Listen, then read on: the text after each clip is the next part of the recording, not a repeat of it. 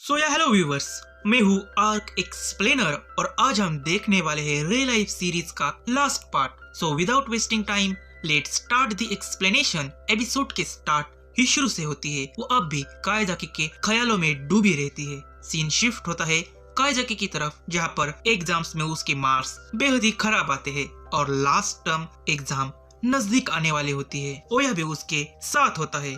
अब क्रिसमस का वीक भी शुरू होने वाला होता है, इसलिए ओया कायजाकी से कुछ एडवाइस मांगता है ताकि वो कारियो को डेट के लिए और क्रिसमस सेलिब्रेट करने के लिए ले जाए। कायजाकी उसे सिटी में कहीं पर भी घूमने के लिए कहता है और कारियो के साथ इन दिनों में ज्यादा से ज्यादा टाइम स्पेंड करने के लिए कहता है। ओया को उसका सजेशन अच्छा लगता है। ओया उसे कहता है कि क्रिसमस में तुम्हारे क्या प्लान्स है? क्या तुम हिशरू के साथ डेट पर क्यों नहीं जाते? कारियो ने फेस्टिवल के दिन तुम्हें और हिशरू को साथ देखा था। मैं जानता हूँ कि तुम उसे पसंद करते हो। उसकी ये बात सुनकर कायजाकी थोड़ा सा नर्वस हो जाता है और हिशरू के बारे में ही सोचने लगता है। अगले दिन स्कूल में जब कायजाकी हिशरू के पास जाता है तो वो उससे दूर चली जाती है। हिशरू के इस बिहेवियर के कारण कायजाकी परेशान हो जाता है। लॉकर रूम में कारियो हिशरू से उसके इस अजीब से बिहेवियर का रीजन पूछती है। हिशरू कहती है कि मुझे हर रोज कायजाकी के थॉट्स आते थे। मेरे माइंड में एक अजीब सी फीलिंग, एक अजीब सा इमोशन क्रिएट होता था। उन थॉट्स को दूर करने के लिए मैं उसके पास नहीं जा रही। कारियो उसके फीलिंग्स को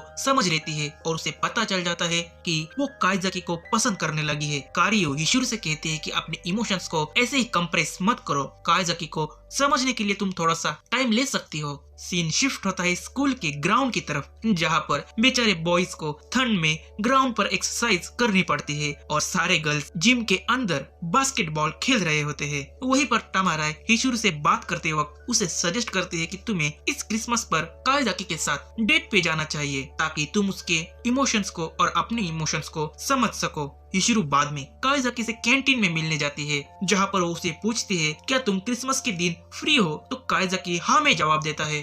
हिशरू कहती है क्या तुम मेरे साथ एक जगह पर आओगे? वो उसे बात करते वक्त थोड़ी सी घबरा जाती है और डेट के बारे में नहीं बता पाती, इसलिए वो कहती है कि शाम को मैं तुम्हें डिटेल्स भेज दूंगी। अब कायजाकी बेचैन हो जाता है कि हिशरू उसे कहाँ बुलाना चाहती है। शाम को हिशरू उसे टेक्स्ट मैसेज कर डेट के लिए इनवाइट करती है और कायजाकी नर्वस हो जाता है और तुरंत योक से इस पर एडवाइस मांगता है। योक उसे कहता है तुम्हें उसके साथ डेट पर जाना चाहिए। अगले दिन ट्रेन में सफर करते वक्त कायजाकी योक के उन्हीं बातों को याद करता है कि सारे दोस्त तुम्हें भूल जाएंगे, इसलिए वो थोड़ा सा परेशान होता है कि वो उसके साथ डेट पर जाए या नहीं। हिशरू उसका इंतजार कर रही होती है और कायजाकी आखिरकार वहाँ पर आ जाता है। कायजाकी उसे डेट पर इनवाइट करने के लिए थैंक्स कहता है। हिशरू अनसोशल होने के कारण कायजाकी को डेट पर घूमने के लोकेशंस की पूरी लिस्ट दे देती है। कायजाकी उनमें से एक रैंडमली चुनता है। वो दोनों एक मॉल में घूमने जाते हैं। उसके साथ वो पूरी सिटी में घूमता है और अपने डेट को वो दोनों एंजॉय करते हैं। यूक और ओनोया भी उन पर नजर बनाए होते हैं। ओनोया थोड़ी सी इमोशनल हो जाती है क्योंकि कायजाकी और हिशरू दोनों इस डेट को भूल जाएंगे। स्टोर में हिशरू कायजाकी के लिए एक कीचेन एज अ गिफ्ट लेती है और कायजाकी भी उसके लिए सिमिलर कीचेन गिफ्ट में लेता है और उसे बर्थडे विश भी करता है। योक ने सीक्रेटली कायजाकी को टेक्स्ट कर हिशरू के बर्थडे के बारे में बताया था। वो दोनों अपने डेट की इवनिंग एंजॉय करने के लिए एक जायंट से व्हील राइड में बैठ जाते हैं। कायजाकी हिशरू से कहता है कि जब मैं इस स्कूल में आया तब से हर एक दिन मैंने एंजॉय किया है, लेकिन ये दिन मेरे लिए एक स्पेशल दिन साबित हो चुका है और मैं इसे कभी नहीं भूलूंगा। हिशरू भी कहती है कि मैं इस दिन को कभी नहीं भूलूंगी, जबकि वो दोनों जानते हैं कि वो एक दूसरे को भूल जाएंगे। वो दोनों घर साथ में जाते हैं, जहाँ पर कायजाकी के मन में अपने फीलिंग्स को हिशरू के सामने कन्फेस करने के थॉट्स आते हैं और वो एकदम से उसे अपने मन की बात बता देता है कि मैं तुम्हें पसंद करता हूँ। और ये बात कहकर वो एकदम से घबरा जाता है, पर हिशरू उसे शांत करती है और अपने मन की बात उसे बता देती है कि जो तुमने कहा मैं भी वही कहने वाली थी। उसकी ये बात सुनकर दोनों नर्वस हो जाते हैं। उन दोनों ने अपने मन की बात एक दूसरे के सामने कन्फेस कर दी होती है। स्नो फॉलिंग भी स्टार्ट हो जाती है और दोनों एक साथ अपने अपने घर चले जाते हैं।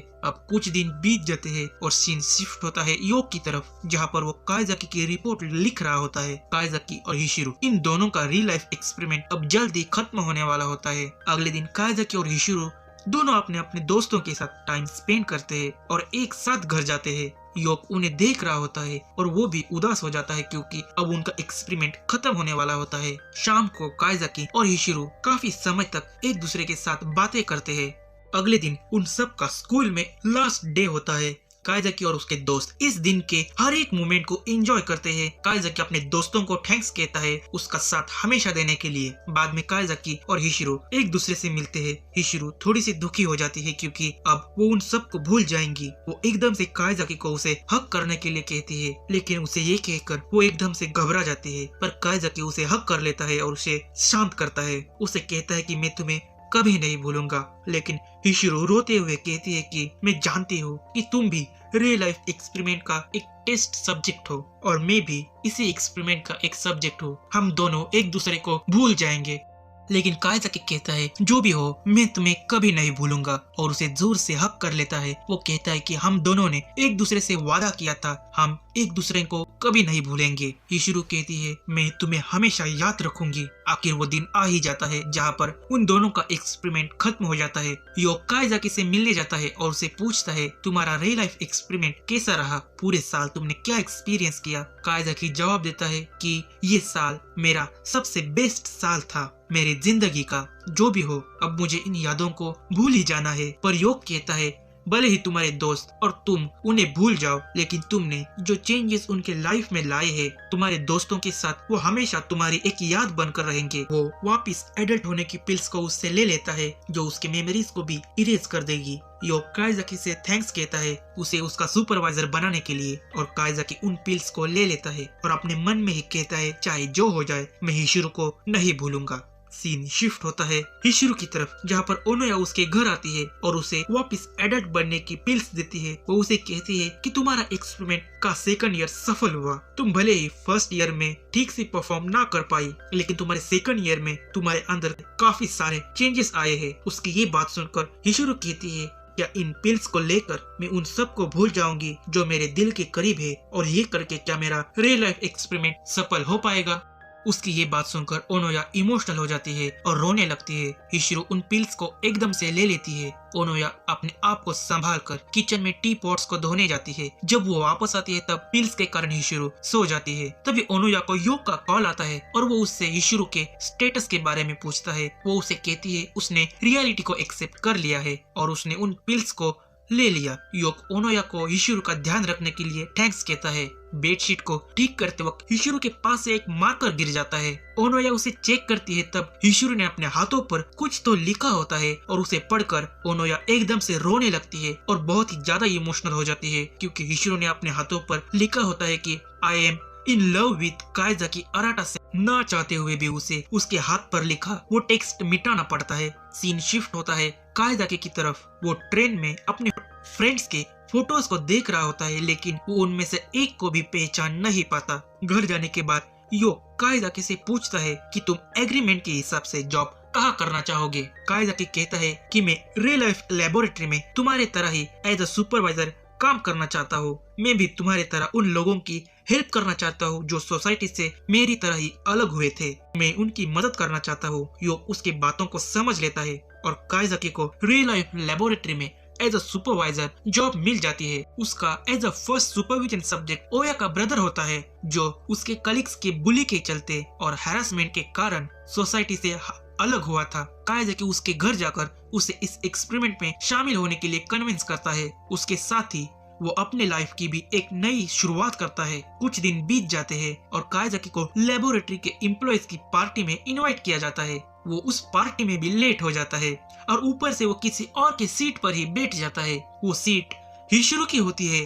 वो उसे अपने सीट पर बैठने देती है और वो काइजाकी की जगह पर बैठने चली जाती है। वो दोनों एक दूसरे को पहचान नहीं पाते। पार्टी खत्म होने के बाद काइजाकी घर जाने लगता है, पर बाहर बारिश हो रही होती है। तभी वहाँ पर हिशिरो भी आती है और उसके साथ अम्ब्रेला शेयर करने के लिए कहती है, पर वो इनकार कर देता है। वो वहाँ से जाने लगती है और उससे पूछती है मैंने तुम्हारे दोस्तों से सुना है कि तुम भी एक टेस्ट सब्जेक्ट थे। वो कहता है हाँ, उसी के कारण मेरी लाइफ चेंज हुई है और अब मैं दूसरों के लाइफ को चेंज करना चाहता हूँ, उन्हें बेहतर बनाना चाहता हूँ। हिशिरो कहती है मेरा फर्स्ट ईयर फेल हुआ था, इसलिए मैंने एक्सपेरिमेंट को सेकंड ईयर कंटिन्यू किया। मैं भी एक टेस्ट सब्जेक्ट थी और मेरा सेकंड ईयर सफल रहा।